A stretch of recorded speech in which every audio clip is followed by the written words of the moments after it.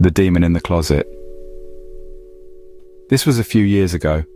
I purchased my childhood home with my husband. For the first couple years, we had a toxic roommate who would pit us against each other.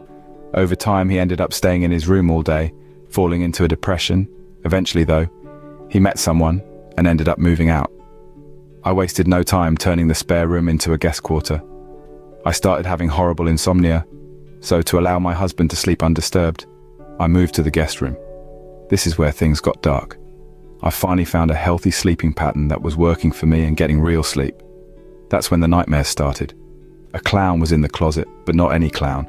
A demonic, evil, twisted clown. I'm not afraid of clowns in the slightest, but he kept telling me that I was to be his bride, and that I needed to kill everyone I loved in order to bring him fully into this world.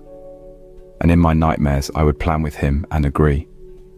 I would wake up and the closet door, which had been closed and latched with an old school hook and eye latch, would be wide open and everything in it disheveled. I feared the ex-roommate's depression had opened a doorway for darkness to enter, as he was in a vulnerable state when he occupied the room. After weeks and weeks of these nightmares every night, I decided to cleanse the house. I opened the front door and burned sage.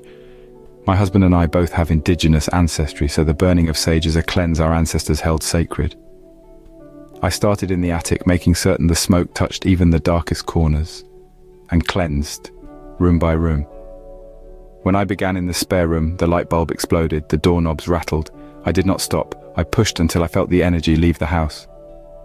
My husband, who was outside with our dog, knew when it was over. I never said a word. He saw the darkness shoot out the front door. We've had no issues since. The nightmares stopped immediately. The closet door remained closed and latched. But I will never forget the hopelessness and darkness I felt in those dreams. I will never know why it showed itself to me as a clown.